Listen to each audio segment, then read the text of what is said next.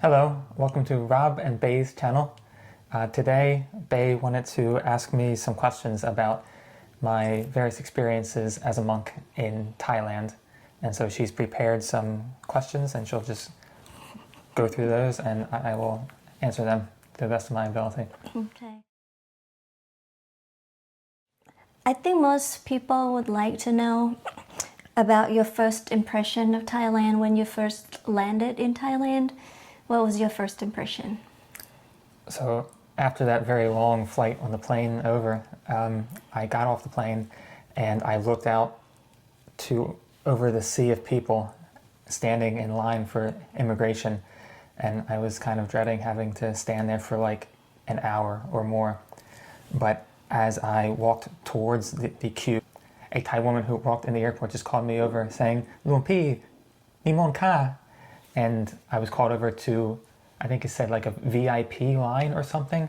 I think it might have even been a line that was usually only for Thai people. And there was just one police officer there, and he let the person who was in front of me through, and then he just wide me, did this with his hands and asked for my passport. He just stamped my passport, handed it back to me, wide again, and then just said, "Nimon Cup."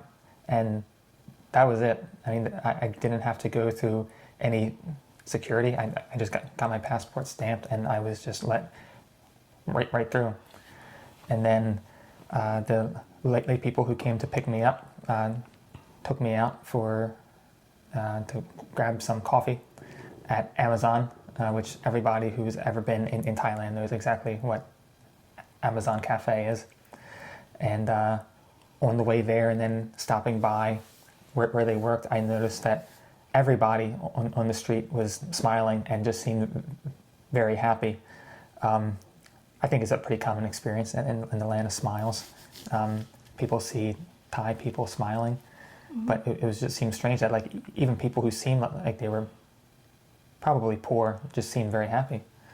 And so just the friendliness and the happiness is what struck me most. That's good. Okay, good to hear about my own country in a positive way. So the next one, I'd like to ask you about your expectations before you actually arrived in Thailand and the reality that hit you when you arrived in Thailand. Can you tell us about that, please?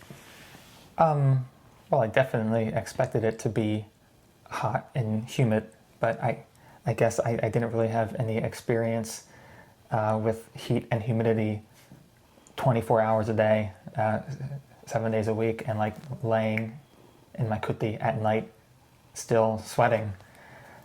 So that definitely struck me. So I had expected like a strict forest monastery to be like very peaceful, but I found that with so many monks, you kind of like lose cohesion in the group, and so sometimes monks are still regular human beings, even in a very well-respected forest monastery, and so inevitably you end up with like some cliques of monks, because sometimes monks aren't really getting along with these monks, and then you end up with groups like that. And I was definitely not prepared for the amount of chores that you had to do at Bunyawat, because it's a very large monastery and it's kept very clean.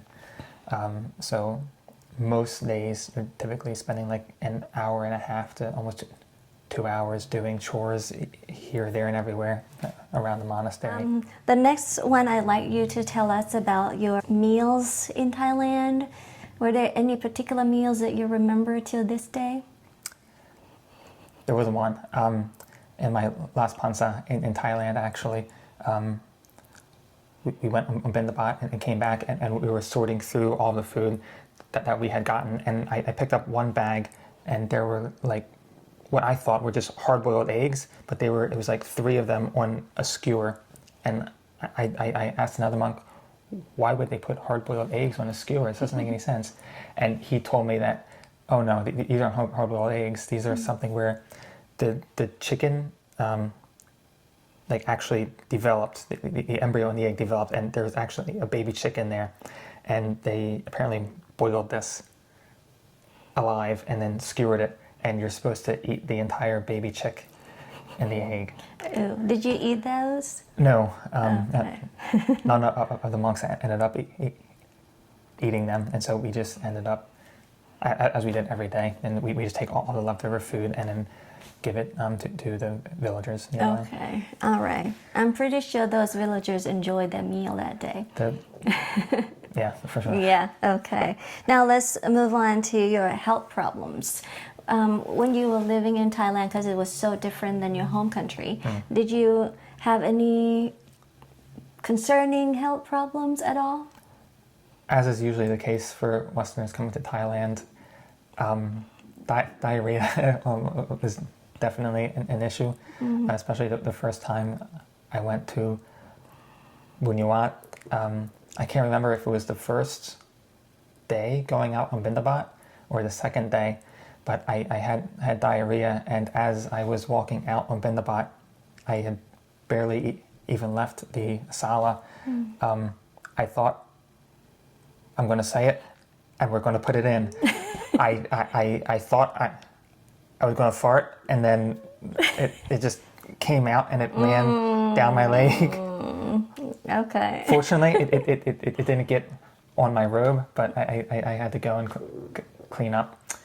So diarrhea was a frequent issue. Okay. And, but not surprising, though. no, yeah. No. And when I did go to stay at a smaller branch monastery, there wasn't a lot to eat, and so I ended up eating shrimp without knowing that I was kind of allergic to them.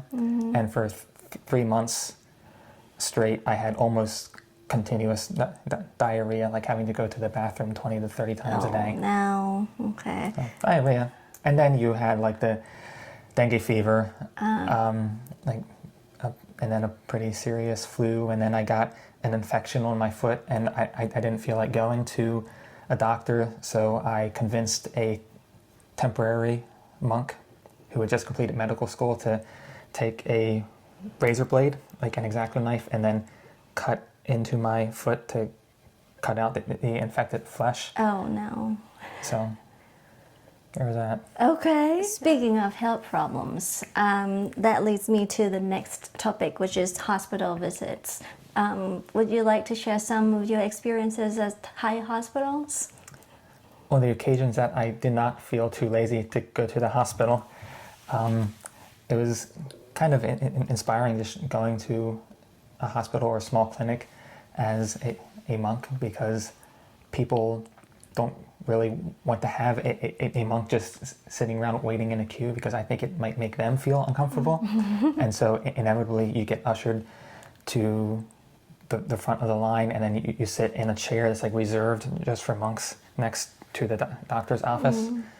And on one hand, I could appreciate the sentiment, but on the other, as like a Westerner coming from like sort of like an egalitarian outlook on things where everybody should be equal, I always felt a bit uncomfortable with the special treatment, like being pushed to the front of the line and stuff like that.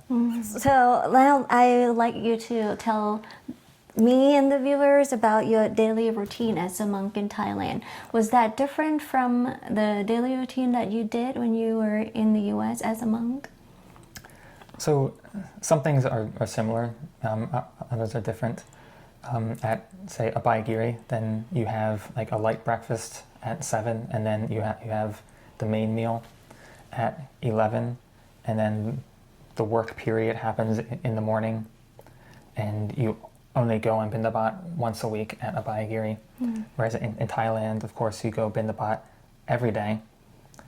Your day usually starts earlier, like you have to be up like at the latest by about 3:30 in the morning, as opposed to 4 or 4:30 in the West.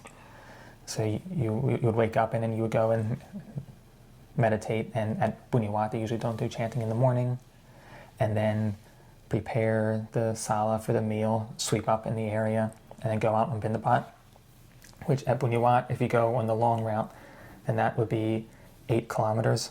So you come back and then you have the meal quite early in the morning compared to the West. So you eat at about 8:30, and then you just wash up your bowl, air your robes out, collect everything, and then go back to your kuti. By about 9 or 10. And then you have that whole late morning to mid-afternoon to practice as you see fit. Mm-hmm. In Thailand, it was almost always hot, so I mostly did walking meditation. Right. I just couldn't sit in the heat. I always just ended up nodding off and then laying down to take a nap. So I was just doing walking meditation. Mm-hmm. And then you come out to do your chores in the afternoon. And at Bunyawat, everyone has to start at the same time. So everybody comes together at the meal sala. And if anybody starts sweeping before exactly 3 o'clock, then you'll have like 5 monks. Stop, stop, stop, stop, stop, stop, stop. Everything just has to be done at the exact time and at the same time. And then we have like refreshments. I mean, so like you have like tea or juice, stuff like that at 5. Mm-hmm. And then during some periods of time, it would be like an open practice period where you didn't have any evening puja, no evening meditation. And other times you would have it. So you go to the boat. These days they do it at the Uposatha, the boat, at about 8 o'clock. Mm. So that was the typical routine at Bunyawat most of the time. And then at other branch monasteries, there's usually like less work, less group practice, but the general routine is pretty much the same, just waking up early in the morning, going to Bindabat, come back, and then free time to practice. Okay. All right. Now that you've mentioned Bintabat, can you talk about your Bintabat experiences, or in English that would be called going on Alms Rounds, right? Mm-hmm. Yes. Can you talk about those experiences? So aside from that first or second day of Bindabat, where I had that experience, the only thing I have to say is that it was definitely very inspiring seeing people who oftentimes didn't really have much at all coming out every single morning to put whatever they could into the bowl of the monks who were going on Bindabat. And that was definitely one of my favorite parts of being a monk in Thailand, was having that opportunity. Okay. Now with all those experiences that you had, I would like to know your number one monastery, because you stay at many different monasteries in Thailand. Which one was your number one? Dao Dam in Kanchanaburi was definitely my favorite place in Thailand. It's not exactly a branch monastery of Wat Nanachat, but the abbot Ajahn Siripanyu was ordained at Nanachat. And typically you have to know Ajahn Siripanyu or be associated with Wat Nanachat in order to go.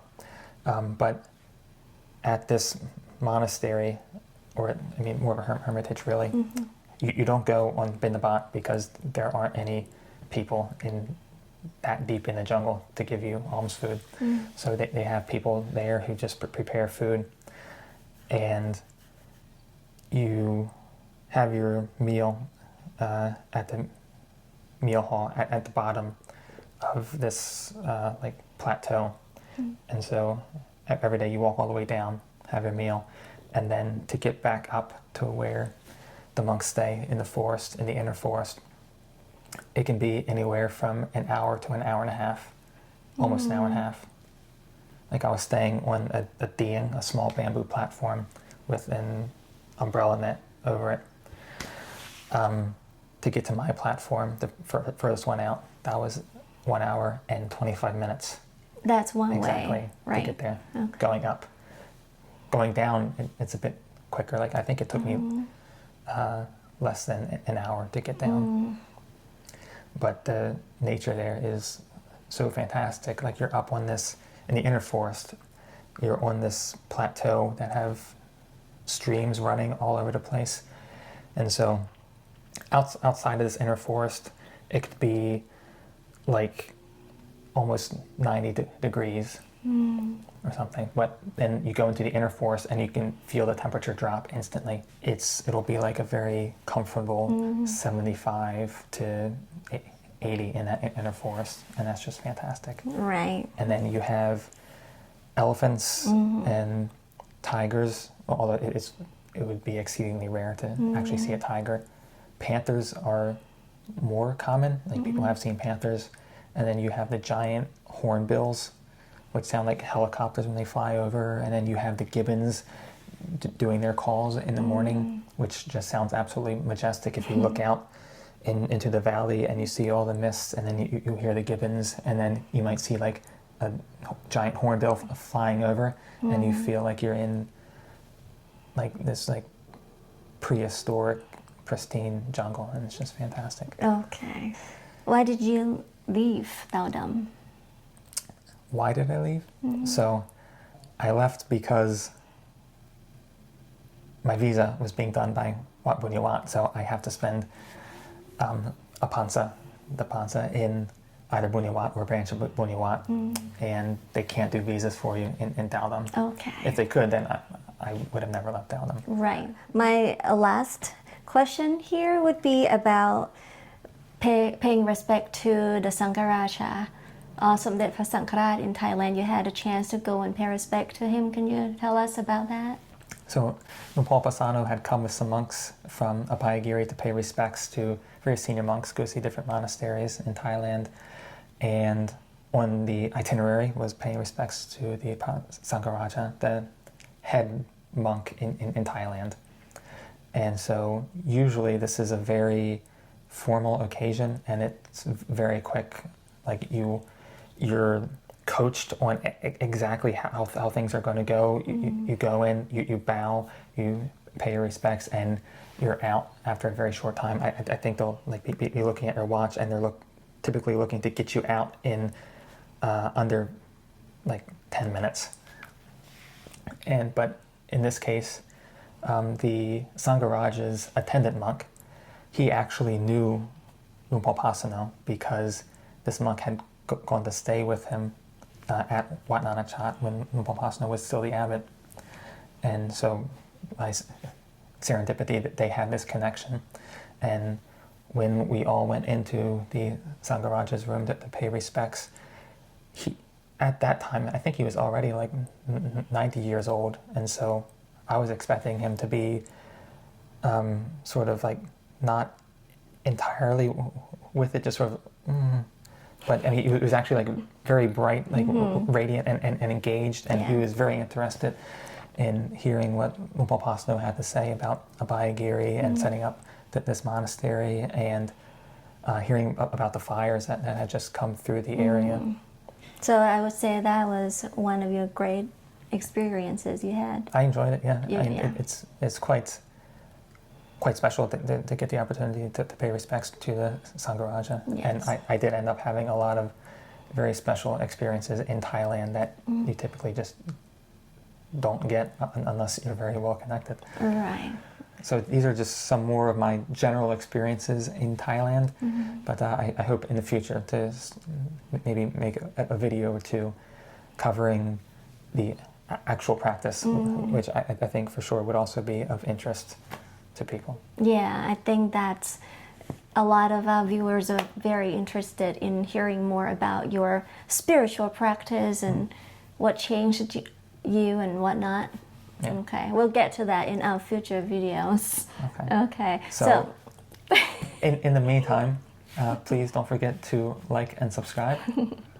And the Thai version is coming soon.